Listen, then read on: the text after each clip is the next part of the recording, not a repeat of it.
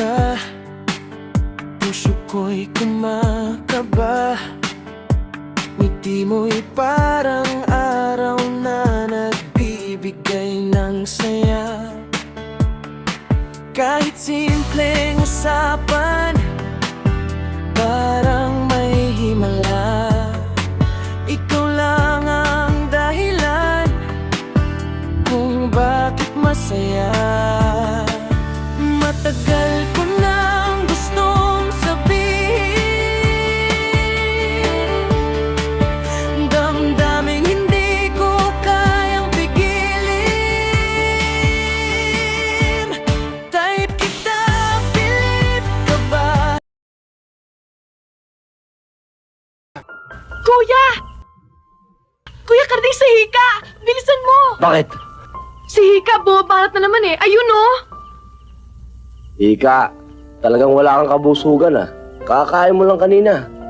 Kanina yon, ngalon. Gutom pa ako. Ay, nako. Ay, nako. Kailangan kumain ngayon ng doble para magkapera. O sige, sasabayan ko ng aking kumain. Di pa rin ako kumakain eh. Kaya sa susunod, Kuya Karding, pag kumain ulit tayo sa restaurant, huwag naman ibis ilalagay mo. Daga naman. Oo nga Hoy, naman. Hika! Huwag mo nang turuan ng mga kalokohan si Kuya Karding. Gagawin niya talaga yon. Rohat, gagawin ko sa inyo para mapangalagaan ko kayo. Arding! Akin na lang yung... Kaya ako lang makakapun sa'yo. Sige na, kain ka na. Ikaw talaga nagluto niyan? Sabihin mo sa akin kung masarap, ha?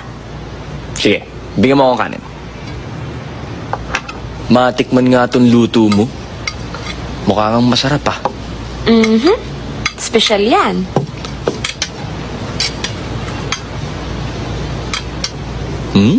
Masarap? Medyo matabang lang, pero siguro kulang lang sa patis. Lagyan natin ng patis mamaya. Pero masarap siya.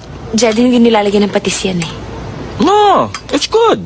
Hindi, mukhang hindi ka nasasarapan. Tatanggalin ko na lang. Wag na. Wag. It's the best afritada in town. Jocelyn! Po! Magbukas ka nga ng pork and beans dyan!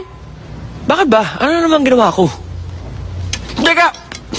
Huwag mong tanggalin. Sinabi ko nga masarap yung afritada eh. Pochero to, Jed! Pochero! Hindi to apritada! Pochero! Paborito mong ulam! Kago!